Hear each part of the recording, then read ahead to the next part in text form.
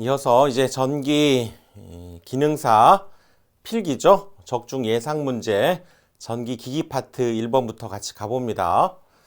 자, 1번.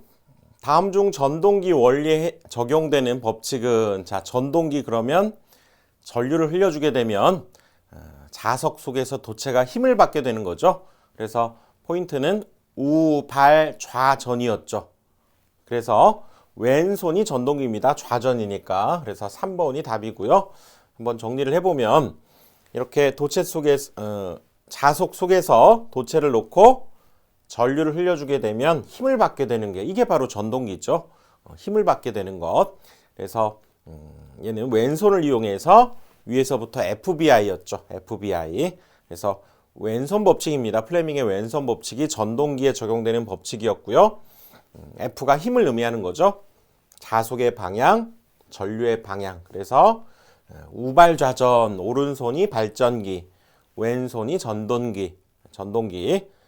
그래서 자, 그 다음에는 여기 발전기 같은 경우에는 힘을 주게 되면 전류가 발생하죠. 힘을 주게 되면 거기에 전류가 흐르게 됩니다.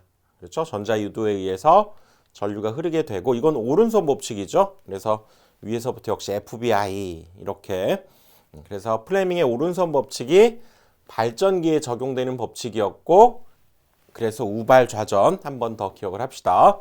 그래서 전동기는 좌전이죠. 좌전. 그래서 플레밍의 왼손 법칙 3번이 됐죠. 2번. 영구자석의 재료로 적당한 것은, 자, 여기 잔류자기와 보자력이 나왔는데요. 이것은 우리 BH 곡선 기억나시죠? BH 곡선.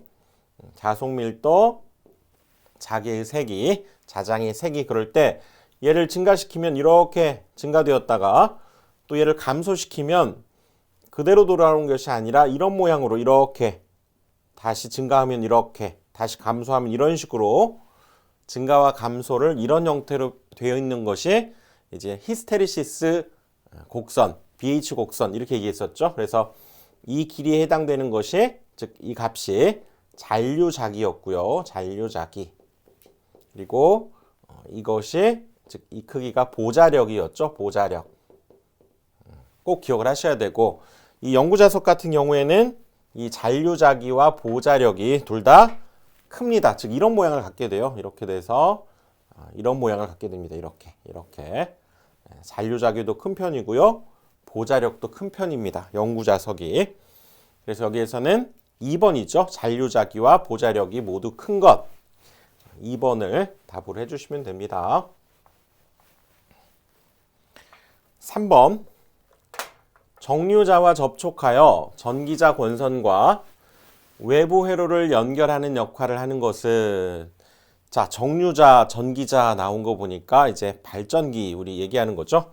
발전기에서 계자가 있고요. 이게 전기자죠. 그리고 여기 부하에 연결하는 이 부분을 우리가 브러쉬라고 했죠. 브러쉬. 그렇죠. 이 부분이 계자고요. 전기자, 정류자 중에서 연결되는 부분이 브러쉬였죠. 그래서 발전기의 3요소는 여기 정전계 기억하자고 그랬죠. 정전계가 3요소고요. 연결되는 부위가 브러쉬입니다. 그래서 여기에서는 3번이죠. 3번. 4번. 고압전동기 철심의 강판홈의 모양은, 자, 여기에서는 고압전동기입니다. 그래서 기억해 두실 것. 저압일 때는 반절만 이렇게 닫혀져 있는 반폐형이고요. 고압형일 때는 개방형이라는 것. 자, 문제를 통해서 이건 기억을 해 두십시오. 고압전동기 철심의 홈의 모양은 개방형이라는 거 기억을 해 두십시오. 직류 스태핑 모터의 특징이다. 다음 중 가장 옳은 것은, 자, 직류 스태핑 모터는 이렇게 펄스를 가하게 되면 그 펄스대마다 이렇게 정해진 각도씩만큼 회전하는 거였죠. 일정한 각도만큼 회전하고 높은 정확도로 정지를 한다. 그리고 스텝을 밟듯 움직여서 스태핑 모터라고 하고, 전기 신호를 받아서 회전 운동으로 변환, 기계적 이동하게 하는 전동기고요. 입력되는 전기 신호에 따라서 규정된 각도만큼 회전하게 되고, 전동기의 출력을 이용해서 속도, 거리, 방향 등을 정확히 제어하는 상당히 좋은 성질들이 다 있는 거죠. 자동 제어 장치 사용하고요. 효율도 좋고 토크도 크다는 거죠. 좋은 성질만 다 있습니다. 그래서 가장 옳은 거 그랬는데 효율이 나쁘다? 아닙니다. 토크 발생도 큽니다. 그러니까 1번 틀렸고요. 계속 회전한다? 그렇지 않죠. 그 신호 때 정해진 각도만큼만 회전하게 되고 공작기계 그렇지 않고요. 출력을 이용해서 특수기계의 속도, 거리, 방향 등을 정확하게 제어할 수 있다. 4번이 답입니다. 스태핑 모터는 공작기계에는 잘 쓰이지 않습니다. 4번이 답이 되는 거죠. 6번 정류자와 접촉해서 전기자 건선과 외부로 연결하는 역할. 자, 이렇게 말을 좀 바꾸어서도 나오네요. 뭡니까? 외부로 연결하는 것. 정류자와 접촉해서 뭐였습니까? 브러쉬죠, 브러쉬. 외부와 연결하는 거 브러쉬. 아까 살펴본 대로 정전계 말고 여기 연결하는 역할을 하는 부분이 브러쉬였습니다. 브러쉬. 3번이죠. 7번 직류발전기의 전격전압 100V, 무부하 전압 109V. 이때의 전압 변동률 구하라고 그랬네요. 자, 전압 변동률은 뭐였습니까? 정 들었을 때와 정 떨어졌을 때 그랬었죠. 정 들었을 때와 무정할 때 곱하기 100 이렇게 되고요. 정 들었을 때 전격 전압 100이고요. 무부하 전압 109V 마이너스 역시 전격 전압 100 이렇게 해서 곱하기 100을 하게 되면 이거 9%가 되죠. 약분하니까 109 마이너스 100만 남으니까 9%가 되네요. 꼭 기억하셔야 됩니다. 잘 나오죠? 전격 전압분의 무부하 전압 마이너스 전격 전압. 정 들었을 때, 무정할 때 이렇게 외우자고 그랬죠? 답은 9%가 나오네요. 4번. 8번. 직류 직권 전동기에 대한 설명으로 틀린 거. 자, 직류 직권 전동기. 여러분들 직권 전동기에서 우리 속도 그러면 직권은 분모에 여기 전류 I가 온다 이렇게 생각하자고 그랬죠. 분권인 경우가 얘는 분모에 파이가 왔었죠. 파이가 오고 얘가 V-IA 그러니까 여긴 전류 얘는 자속 이렇게 오게 되는 거죠. 자, 그래서 이 식을 일단 직권 전동기에서는 일단 I분의 V 이런 형태라고 할 수 있고요. 즉 속도와 전류와는 반비례 관계니까 1번 맞죠? 증가하면 속도는 감소한다. 맞습니다. 이렇게 속도가 크게 변하는 거고요. 기동 토크가 작다? 그렇지 않습니다. 직권 전동기 기동 토크가 커서 우리가 전기철도 이런데 또 기중기라든가 이런데 상당히 많이 쓰이게 됩니다. 기억해 두십시오. 기동 토크가 큰 편입니다. 그러니까 2번이 틀린 거고요. 또 무부안전이나 벨트 연결한 운전은 위험하다. 그랬었죠. 벨트가 빠져버리면 무부하가 된다는 얘기는 여기 부하 전류가 0이 되니까 분모가 0이 되면서 속도가 무한대가 되는 위험한 상태에 빠진다고 그랬죠. 3번 맞고요. 그 다음에 직권 전동이니까 직렬로 접속되어 있다. 맞습니다. 2번이 틀린 거죠. 9번 계좌권선이 전기자의 병렬로만 접속된 직류기는 자, 계좌권선이 전기자의 병렬이죠. 병렬 뭡니까? 병렬 분권기죠. 분권기. 그래서 분권 발전기 이렇게 계좌와 전기자가 병렬 분권 전기자와 계좌 직렬로 연결되어 있죠. 직권. 그래서 3번이 여기에서는 답이 되는 거죠. 병렬로 연결되어 있는 거 분권입니다. 10번 다음 중 전동기 원리에 적용되는 법칙은 전동기 우발 좌전이었죠. 플레밍의 왼손 법칙 잘 나온다는 걸 알 수가 있죠. 우발 좌전. 플레밍의 왼손 법칙입니다. 오른손은 발전기, 왼손은 전동기. 11번 회전자가 1초에 30번 회전하면 각속도는 우리가 각속도 또는 각주파수 오메가 이렇게 표현하고 얘는 2파이 F라고 그랬죠? 2파이 F. 그래서 1초에 30번을 회전한다. 이게 바로 1초에 30번 출렁거린다. 이런 주파수를 의미합니다. 즉 여기에다가 우리가 30 이렇게 넣어주시면 됩니다. 그러면 2, 3은 60파이 2번이 되는 거죠. 자, 이렇게 기억을 해 두십시오. 1초에 30번 회전하는 것 자체가 주파수를 의미한다. 그래서 주파수에 30을 넣어주면 됩니다. 2번이죠. 12번 분권 전동기에 대한 설명으로 틀린 것은 자, 분권 전동기 조금 우리 정리 한번 해보면 이렇게 병렬로 계자와 전기자가 병렬로 연결되어 있는 꼴이었고요. 직권은 전기자, 계자가 이렇게 직렬로 연결되어 있는 꼴이어서 얘는 토크가 전류에 비례하고 회전수에는 반비례했고 직권은 전류의 제곱에 비례하고 회전수의 제곱에 반비례하고 이런 꼴이었죠.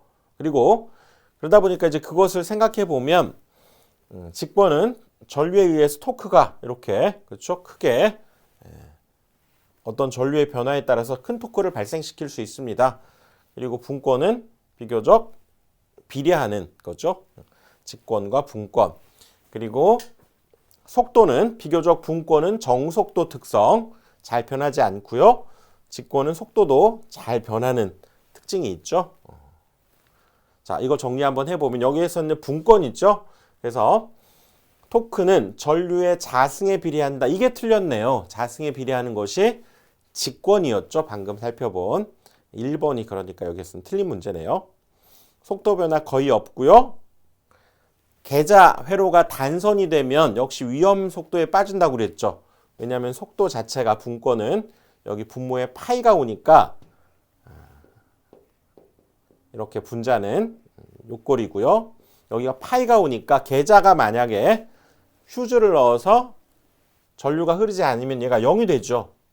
자속이 0이 되니까 위험 속도에 역시 가게 되어 있기 때문에 넣어서는 안 된다. 맞습니다. 계자권선과 전기자권선이 병렬로 접속되어 있다. 분권, 병렬 맞습니다. 1번이 쟤는 직권을 얘기하는 거죠. 13번 육국 전기자 도체수 400, 유기기 전력 120, 회전수 600rpm의 팍권 직류기의 매극 자속수는 얼마냐. 이건 좀 어려운 문제인데요. 여기는 유기기 전력 이 공식을 써야 됩니다. 여러분들 유기기 전력 해서 우리 도체수, 극수, 뭐 병렬 회로수, 뭐 이거 나왔을 때 이거 있었죠. 공식 60A분의 P자판 PZ 파이 N 요거에서 우리가 구해야 됩니다. 그래서 여기 매극 자속은 여기 자속 파이를 뜻하게 되고요. 나머지는 다 주어져 있습니다. 그렇죠? 그래서 파이에 관해서 정리하면 얘는 분자로 가고요. 얘는 이제 분모로 내려가니까 이걸 파이에 관해서 정리해 보면 여기 2에다가 곱하기 얘는 60A 분자로 가고요. PZ N은 분모로 가서 자, 이제 대입해 봅니다. 기전력이 120V, 그 다음에 60A인데 A는 팍권일 때 얘가 병렬 회로수를 뜻합니다. 병렬 회로수. 팍권은 병렬 회로수가 무조건 2예요. 파 우리가 두 단씩 꼭 사온다 이렇게 생각합시다. 제가 심부름을 하면 엄마가 저한테 파를 사오라고 하면 꼭 두 단씩 사가야 됩니다. 두 단. 그래서 팍권은 병렬 회로수가 2입니다. 2. 그리고 이거는 극수죠. P자는 극수. 6극. 그리고 Z는 도체수입니다. 400. 그리고 분당 회전수입니다. N은. 그래서 600rpm 이렇게 집어넣게 되면 이게 바로 자속에 해당됩니다. 이거 계산기로 두드려 보니까 0.01이 나오네요. 그렇죠? 여기에 같은 식이 됩니다. 그렇죠? 답은 4번입니다. 그래서 요거 잘 나오지만 여기에선 이걸 좀 식을 또 변형한 문제라 조금 어려울 수 있는데요. 아무튼 요거 극수, 도체수 나오면 유기기전력 60A분의 피자판 기억을 해 두십시오.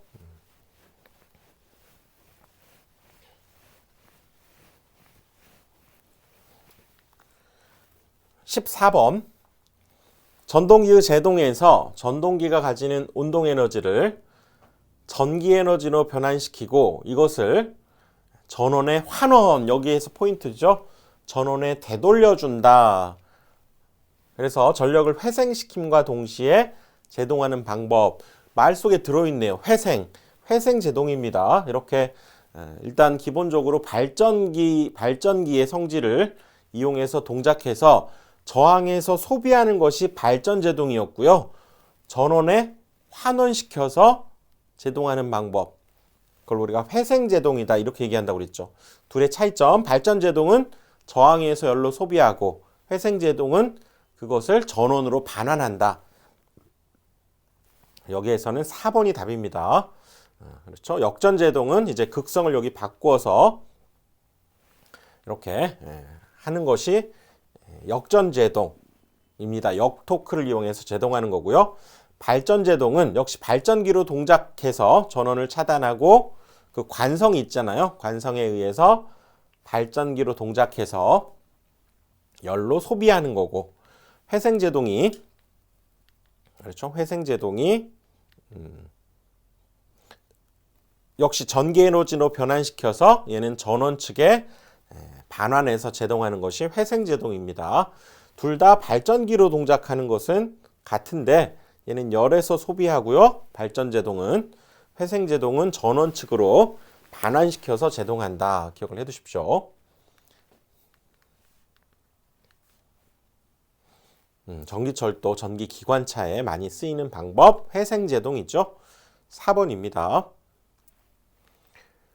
15번 부하 변동에 대해서 단자 전압의 변화가 가장 적은 직류 발전기는 이것도 문제를 통해서 여러분들 익히셔야 됩니다. 이거는 부하 변동이 있음에도 불구하고 단자 전압이 가장 적은 거 평평하다, 평복권 기억을 해 두십시오.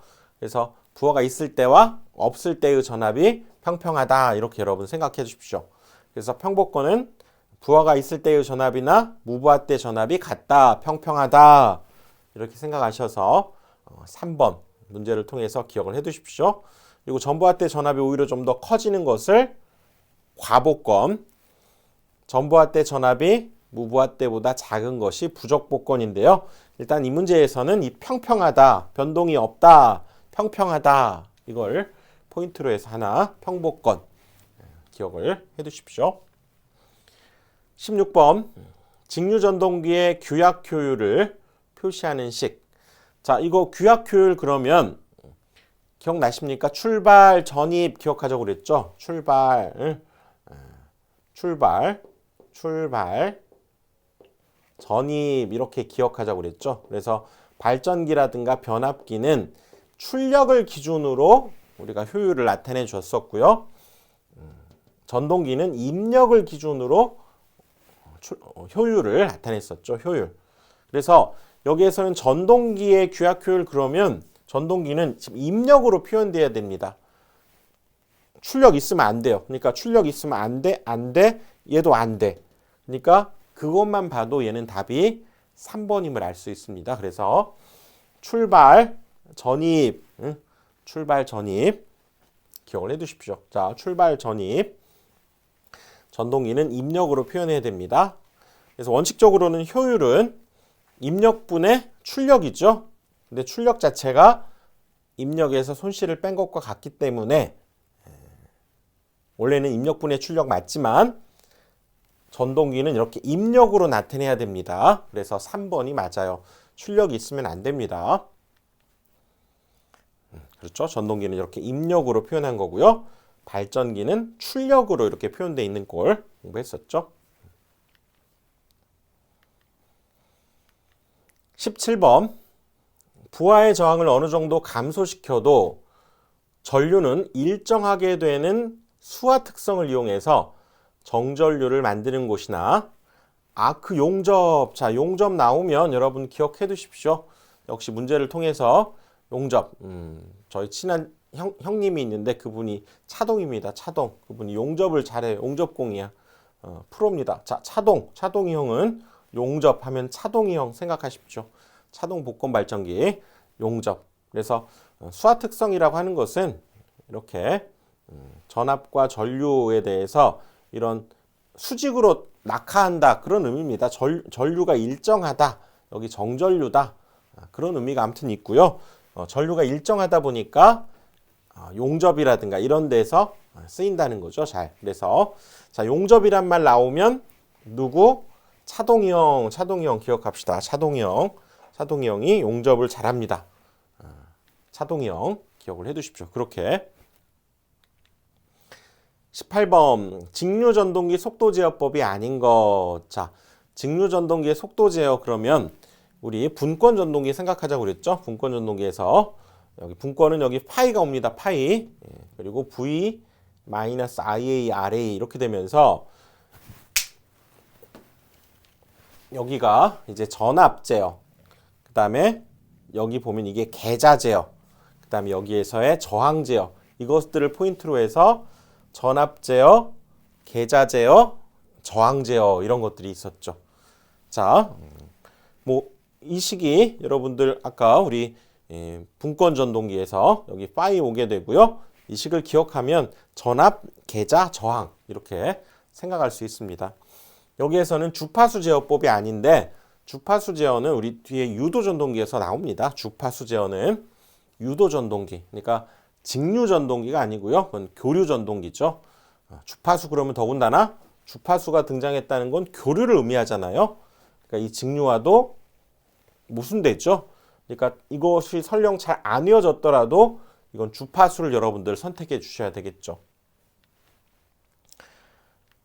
19번 전력을 변환하는 기기가 아닌 것은 자, 전력을 바꾸는 것이 뭡니까? 교류를 직류로 또 직류를 교류로 또 교류를 교류로 바꾸되 전압을 바꾸고 이런 것들이 전력 변환이죠.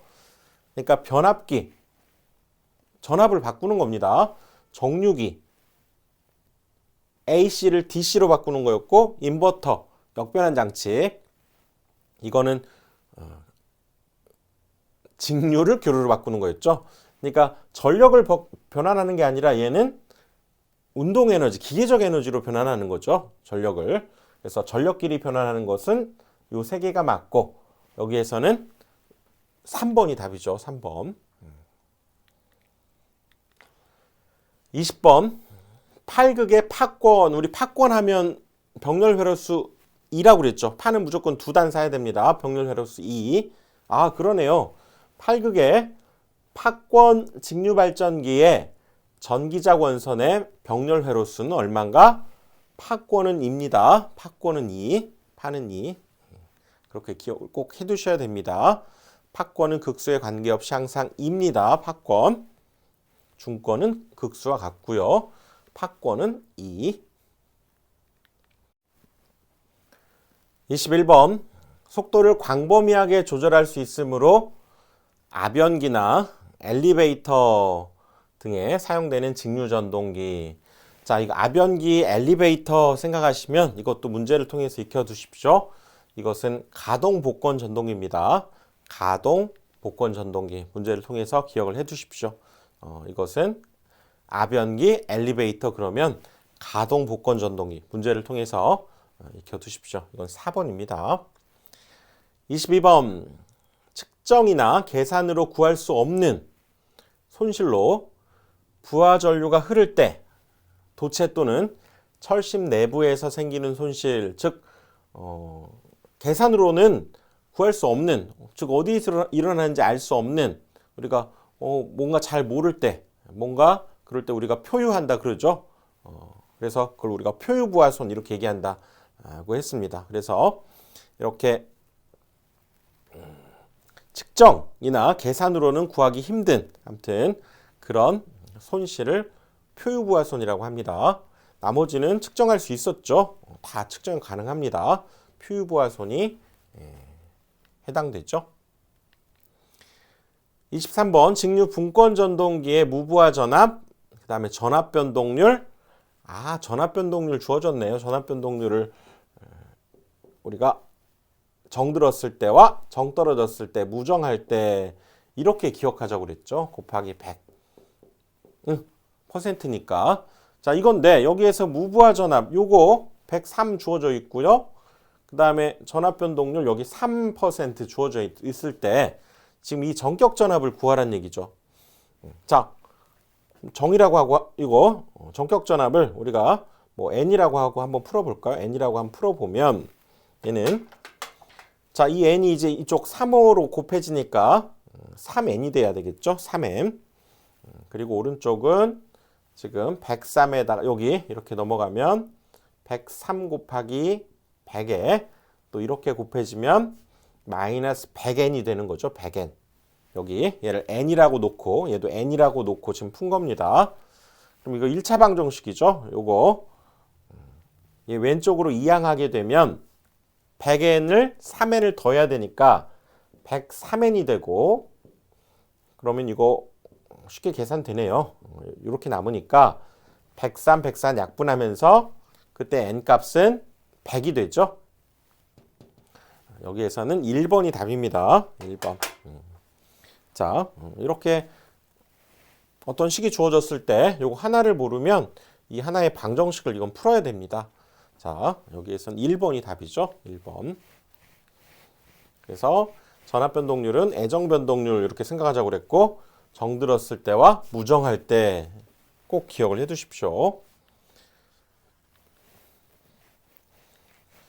24번 계자에서 발생한 자속을 전기자에 골고루 분포시켜주기 위한 것은, 자, 이건 공극입니다. 공극. 우리 계자에서 발생한 자속을 전기자에 골고루 이렇게 우리가 회전하게 되면 동그란 이 모양을 우리가 회전하게 되는데, 이 사이의 간격, 즉 공극에 의해서 이 바깥쪽이 이제 계자라고 한다면